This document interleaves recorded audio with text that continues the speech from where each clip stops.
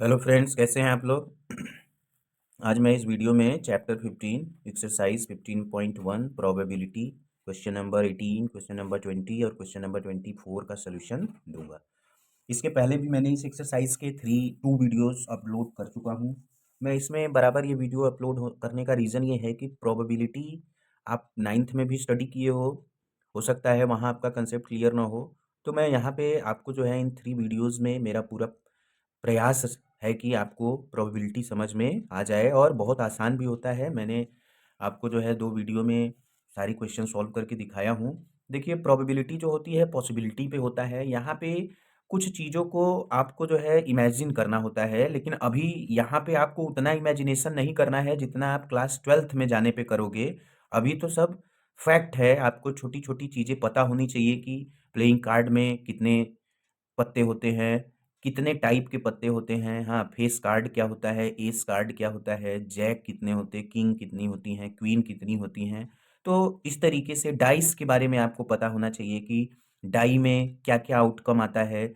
तो जो ये एक्सपेरिमेंट हैं, इन एक्सपेरिमेंट का आपको टोटल आउटकम पता होना चाहिए और बाकी का जो आपको फाइंड करने के लिए बोलेगा, वो फेवरेबल आउटकम होगा, उसको आपको समझना होगा। बस इसी पे आपको क्लास 10th की प्रोबेबिलिटी खत्म हो जाएगी और बहुत ही आसान होता है। आप मेरी बात मान के इसको, जिसको आता है वो और अच्छा करे, जिसको नहीं आता है वो चीज़ों को समझने का प्रयास करे। तो क्वेश्चन नंबर 18 में a box contain 90 disc which are numbered from 1 to 90। Number of box कितने दिए हैं? Number of box 90। और इस पे नंबर्ड कहाँ से पढ़े हैं? नंबर रिटेन ऑन बॉक्स कहाँ से कहाँ तक है? 1 टू 90 है, ठीक है। अब इसमें हमको प्रोबेबिलिटी बताना है। प्रोबेबिलिटी बताना है किस चीज़ का? फर्स्ट पार्ट का सॉल्यूशन दे रहा हूँ। Perfect square number perfect square number. अब परफेक्ट स्क्वायर नंबर जैसे डिस्क हमारे पास हैं, या नंबर ऑफ डिस्क हमारे पास 90 डिस्क हैं और नंबरिंग इस पे 1 टू 90 पड़ा है। तो अब इस 1 टू 90 वाले नंबर में ऐसे कौन कौन से नंबर हैं जो कि क्या हो परफेक्ट स्क्वायर? तो परफेक्ट स्क्वायर हमारा, परफेक्ट स्क्वायर कौन कौन से नंबर परफेक्ट स्क्वायर होंगे? ये जो परफेक्ट स्क्वायर होगा ये हमारा कैसा आउटकम होगा? फेवरेबल आउटकम होगा। कैसा होगा? Favourable outcome. तो परफेक्ट स्क्वायर नंबर आप स्टार्ट करिए। जैसे 1 से 1 परफेक्ट स्क्वायर है, 1 परफेक्ट स्क्वायर नंबर होता है। 1 इंटू 1 हम इसको कर सकते हैं, या 1 स्क्वायर जिसका स्क्वायर रूट लिया जा सकता है, तो 1 होगा परफेक्ट स्क्वायर नंबर। फिर इसके बाद 2 नहीं होगा, 3 नहीं होगा, फिर कौन होगा? 4 होगा परफेक्ट स्क्वायर नंबर। फिर कौन होगा? 4 के बाद कौन होगा? 9 होगा। 9 के बाद कौन होगा? 9 के बाद आपका 16 होगा। 16 के बाद कौन होगा? 25 होगा। 25 के बाद कौन होगा? 36 होगा। 36 के बाद कौन होगा? 49 होगा। 49 के बाद कौन होगा? 64 होगा। 64 के बाद कौन होगा? 81 होगा। अब 81 के बाद हमारा हो जाएगा 100। तो 100 तो 90 से बड़ा हो जाएगा, हमें 1 और 90 तक के नंबर में ही परफेक्ट स्क्वायर नंबर को सेलेक्ट करना है। तो हमारे ये जो टोटल आउटकम हैं, ये हमारे कैसे नंबर होंगे? परफेक्ट स्क्वायर होंगे। कितने क्या होंगे? Perfect square. तो टोटल परफेक्ट स्क्वायर नंबर हमारा क्या हो गया? Total perfect square number, perfect square number जो हो गया, काउंट कर लीजिए, 1 2 3 4 5 6 7 8 9, 9 हो गए। कितने हो गए? 9 हो गए। और यही हमारे कैसे आउटकम होंगे? Favourable outcome. कैसे? Favourable outcome. तो अब मैंने फेवरेबल आउटकम हमारे 9 हो गए, और टोटल आउटकम हमारे कितने होंगे? टोटल आउटकम, भाई एक डिस्क हमको रेंडमली ड्रॉ करना है तो 90 में से कोई भी आ सकता है।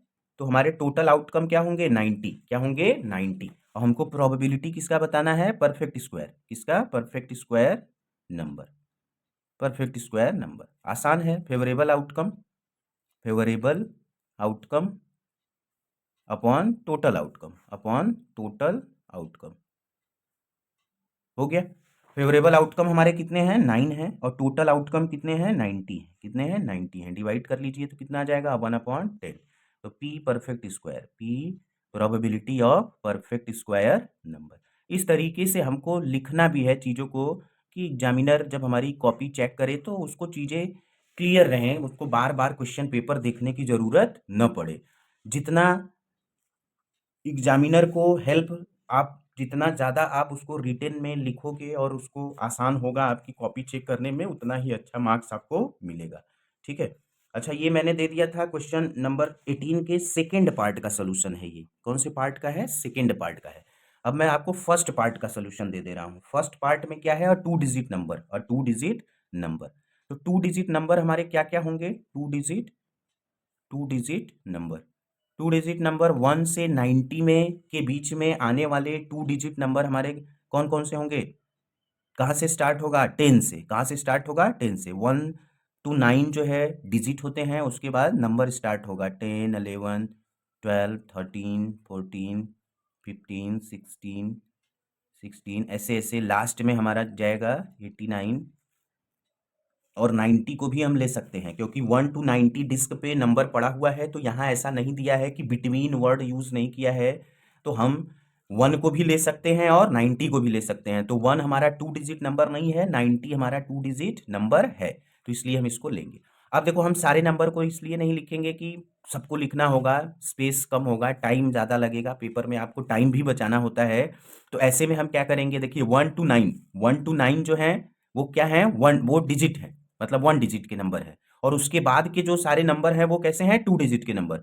तो हमारे जो टोटल नंबर है वो 90 है, तो टोटल 2 डिजिट नंबर या फेवरेबल आउटकम, या फेवरेबल, इसी को हम क्या बोलेंगे? Favourable outcome. ये हमारे क्या होंगे? 90 में से, टोटल नंबर हमारे 90 हैं, उसमें से जो 1 डिजिट के नंबर कितने हैं? 9। 1 2 3 4 5 6 7 8 9। तो 90 से 9 को माइनस कर दें तो कितना आएगा? 81। ये जो 81 है ये टोटल 2 डिजिट नंबर हो गया। अब हम शॉर्ट में काम कर लिए कि भाई टोटल 90 हैं, जिसमें से 9 ऐसे नंबर हैं जो कि 1 डिजिट हैं, तो हम टोटल में से नंबर में से 1 डिजिट को माइनस करेंगे तो हमारे पास क्या बचेगा? 2 डिजिट नंबर। क्या बचेगा? 2 डिजिट नंबर। तो अब इसका प्रोबेबिलिटी क्या होगा? Probability P 2 digit number, 2 digit number क्या होगा? टोटल फेवरेबल आउटकम या total 2 digit number upon total outcome, इसी को हम क्या बोलते हैं? Favourable outcome. हो गया हमारा। अब हम वैल्यू पुट कर दें, पी 2 डिजिट हो गया। टोटल हमारे 2 डिजिट नंबर कितने हैं? 81, और टोटल आउटकम कितना है? आउटकम हमारा 90 है। ठीक है, डिवाइड कर लो, 9 9 जा 81, 9 10 जा, तो कितना आ जाएगा आंसर? 9/10। तो ये हमारा आंसर हो गया 9/10। 2 डिजिट नंबर के आने की प्रोबेबिलिटी क्या हो गई? 9/10। अब क्वेश्चन को समझ लीजिए कि जो डिस्क हमारे 90 डिस्क हैं उस पे 1 to 90 नंबर पड़े हैं, उसमें से एक डिस्क को ड्रॉ किया जा रहा है। तो जो डिस्क ड्रॉ किया जा रहा है उस पे जो नंबर पड़ा हो वो कैसा हो? 2 डिजिट नंबर हो। कैसा हो? 2 डिजिट नंबर। तो आ गया। अब हमें क्या करना है? अ नंबर, थर्ड जो है इसका थर्ड पार्ट है, नंबर डिविजिबल बाई 5। तो divisible by 5, divisible by 5 means जो डिस्क ड्रॉ किया जा रहा है उस पे जो नंबर हो पड़ा हो वो किससे डिविजिबल हो? 5 से। तो 5 से डिविजिबल नंबर कौन कौन से होंगे? 1 से 90 में 5 एक होगा, 10 होगा, 15 होगा, 20 होगा, 25 होगा, 30 होगा, 35 होगा, 40 होगा, 45 होगा, फिर क्या होगा? 50 होगा, 55 होगा, 60 होगा, 65 होगा, 70 होगा, 75 होगा, 80 होगा, 85 होगा और 90 होगा। ये जो नंबर हैं डिस्क पे, अगर जो ड्रॉ किया जा रहा है डिस्क उस पे ये सारे नंबर आएंगे तो ये सारे नंबर 5 से डिविजिबल होंगे। तो 5 से divisible total number divisible by 5, और इसी को हम, हमारा क्या होगा? फेवरेबल आउटकम होगा। क्या होगा? Favourable outcome. तो टोटल कितने होंगे? काउंट कर लीजिए, 1 2 3 4 5 6 7 8 9 10 11 12 13 14 15 16 17 और 18। तो नंबर में 5 से डिविजिबल जो डिस्क पे नंबर होगा वो हमारे टोटल कितने हो रहे हैं? 18। कितने हो रहे हैं? 18। तो हमारी प्रोबेबिलिटी क्या होगी? Probability number divisible by 5, divisible by 5, 5 से डिविजिबल नंबर, तो favourable outcome upon total outcome. तो फेवर में हमारे कितने आउटपुट हैं या आउटकम हैं? 18। और टोटल आउटकम कितने हैं 90। ठीक है, तो 18 से इसको डिवाइड करेंगे 5, तो पी नंबर डिविजिबल बाई 5। 5 से डिविजिबल नंबर की प्रोबेबिलिटी 1/5 कितनी होगी 1/5। ठीक है, तो इस तरीके से हमें प्रोबेबिलिटी के क्वेश्चंस का आंसर देना है, क्वेश्चन को रीड करना है। क्वेश्चन बहुत आसान होते हैं, केवल उसके हमको कंसेप्ट को या पहले ये समझना है कि क्वेश्चन क्या है। जब आप क्वेश्चन को समझ लोगे, ठीक है, तो आप उसका आंसर दे पाओगे। और छोटे छोटे कंसेप्ट हैं डिविजिबिलिटी का कि भाई नंबर 2 डिजिट का नंबर 2 डिजिट नंबर क्या होता है, तो थोड़ा सा आपको अपना दिमाग लगाना होगा। यहाँ पे क्या है, एक रेक्टेंगुलर रीजन दे रखा है, इस तरीके से आपको फिगर है। एक रेक्टेंगुलर रीजन है जिसका लेंथ और ब्रेड्थ आपको दे रखा है। लेंथ 3 मीटर है और ब्रेड्थ कितना है 2 मीटर है, और इसमें एक सर्कल ऐसा बना हुआ है। ठीक है, तो हमें प्रोबेबिलिटी बताना है कि ये जो सर्कल हो इसका डायमीटर कितना हो जाए 1, कितना हो जाए 1। तो हमें क्या करना है, एक डाई थ्रो करना है। देखिए क्वेश्चन है, suppose you drop a die at random on the rectangular region in figure, what is the probability that it will land inside the circle with diameter 1 metre. मतलब ये पूरा रेक्टेंगुलर रीजन दिया है, ठीक है, इसके अंदर एक सर्कल बना हुआ है। तो अगर हम डाई को थ्रो करें, कोई डाई थ्रो करें इस रीजन में, तो वो ऐसे तो उसकी प्रोबेबिलिटी बताना है कि ये डाई 1 मीटर डायमीटर के सर्कल के रीजन में आए। ठीक है, 1 मीटर डायमीटर के सर्कल के रीजन में आए। तो पूरा एरिया ये है हमारा, और उसमें से सपोज 1 मीटर डायमीटर का सर्कल ये है। तो इस रीजन में डाई आए तो उसकी प्रोबेबिलिटी क्या होगी, तो हम सबसे पहले क्या फाइंड करें, area of rectangle. Area of rectangle, इसी को हम क्या बोलेंगे, टोटल एरिया। क्या होगा ये, टोटल एरिया। तो टोटल एरिया, रेक्टेंगल का एरिया क्या होता है, लेंथ इंटू ब्रेड्थ। क्या होता है, लेंथ इंटू ब्रेड्थ। तो लेंथ हमारा कितना है 3 और ब्रेड्थ कितना है 2, कितना आ जाएगा 6 मीटर स्क्वायर। ठीक है, अब ये area of 1 diameter 1 metre diameter of circle 1 metre diameter के सर्कल का एरिया। तो सर्कल का एरिया क्या होता है, पाई आर स्क्वायर। डायमीटर 1 है तो रेडियस क्या हो जाएगा 1/2, तो 1/2 का होल स्क्वायर। यही हमारा जो होगा ये क्या होगा, favourable outcome. Favourable outcome, total हमारा एरिया है इतना, और जो हमारा डाई हो वो 1 मीटर डायमीटर के सर्कल के रीजन में आए, तो 1 मीटर डायमीटर के सर्कल का एरिया इतना हो गया, जो कि हमारा फेवरेबल एरिया है। तो हमारा पी जो होगा, probability of region of 1 metre diameter circle. देखिए चीज़ों को लिखने आना चाहिए, डायमीटर सर्कल। देखो मैं इतना जल्दी जल्दी आंसर इसलिए दे पा रहा हूँ कि मेरा रिटन वर्क अच्छा है, मैं चीज़ों को साफ साफ लिख रहा हूँ, जो कि आपको समझ में भी आ रहा है। तो इस तरीके से आप भी जब प्रैक्टिस कर लोगे तो आपके लिए भी बहुत ईजी हो जाएगा मैथ जो होता है आपका, रिटन वर्क बहुत अच्छा होना चाहिए। टोटल आउटकम, तो फिगर में कितना हो गया, पाई इंटू 1/2 का होल स्क्वायर, मतलब ये 1 मीटर डायमीटर सर्कल का एरिया अपॉन टोटल एरिया। तो टोटल एरिया रेक्टेंगल का 6, पाई को रहने दो, पाई ये 1/2 हमारा क्या हो जाएगा 1/4 का हो जाएगा 6, ये 4 नीचे जाएगा, तो P region of 1 metre diameter circle, ये हमारा हो जाएगा, ये 4 नीचे जाएगा, 6 में मल्टीप्लाई होके क्या हो जाएगा 24। तो ये अपना आंसर हो गया, ये आंसर हो गया। तो देखिए ये भी क्वेश्चन आप पहले से नहीं, प्रोबेबिलिटी आपको अच्छे से आती है, तो थोड़ा सा प्रॉब्लम हो रहा था कि यहाँ पे तो नंबर की बात ही नहीं हो रही है, यहाँ पे एरिया की बात हो रही है। तो यहाँ एरिया ही हमारा क्या होगा, एज अ नंबर ट्रीट होगा कि भाई पूरा एरिया। प्रोबेबिलिटी का मतलब क्या होता है, पहले हम पूरी चीजों को देखते हैं। तो पूरा एरिया मतलब ये रेक्टेंगुलर एरिया, और जिस एरिया में डाई आए वो हमारा फेवरेबल एरिया है, तो उस एरिया को कैलकुलेट कर लिया।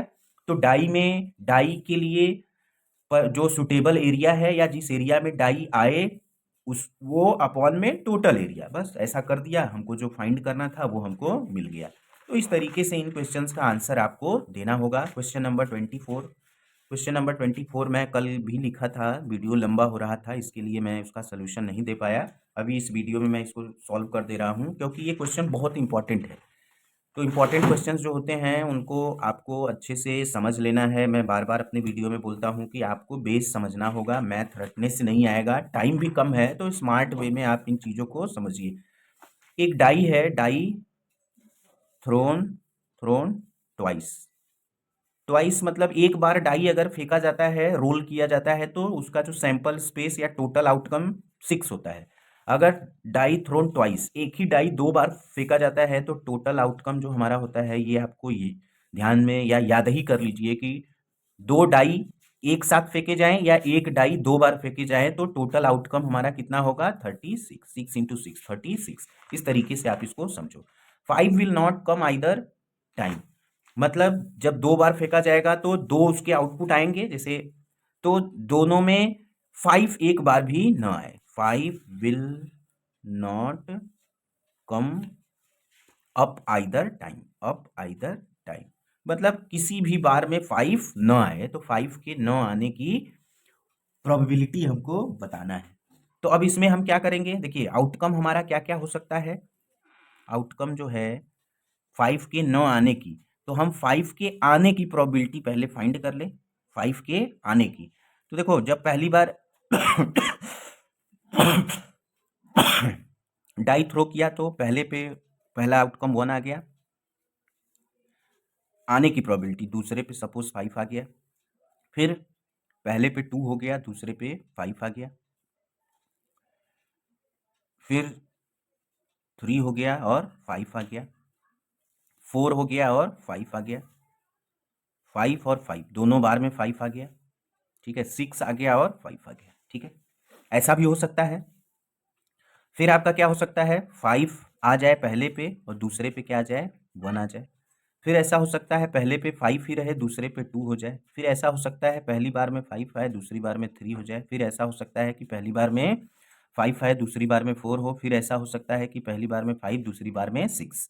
तो 2 बार डाइस को थ्रो किया जाए और हर बार जो है 5, उसमें एक 5 हो ही, तो ये टोटल इतने आउटकम होंगे जिनमें एक बार 5 आपको मिलेगा ही मिलेगा। तो काउंट कर लीजिए 1 2 3 4 5 6 7 8 9 10 11। 11 ऐसे पॉसिबिलिटी हैं जिसमें 5 एक बार आ ही रहा है, ठीक है, या तो दोनों बार 5 है या तो एक बार आपको 5 मिल रहा है, ठीक है। तो 11 ऐसी पॉसिबिलिटीज हैं। तो अब हमारे total outcome in which 5 is either time, जिसमें 5 एक आध बार है ही, चाहे एक बार है या 2 बार है। तो कितने हो गए, 1 2 3 4 5 6 7 8 9 10 11, टोटल कितने हो गए ऐसे आउटकम, 11। 11 हमारे ऐसे आउटकम है जिसमें 5 एक बार या एक से ज्यादा बार है। और टोटल आउटकम हमारे क्या है, डाई के केस में अगर डाई को 2 टाइम्स रोल किया जा रहा है तो टोटल आउटकम, या 2 बार फेंका जा रहा है तो टोटल आउटकम 36 है। तो प्रोबेबिलिटी ऑफ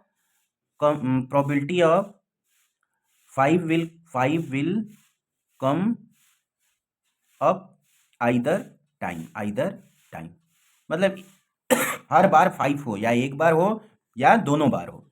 तो फेवरेबल इवेंट या favourable outcome upon total outcome.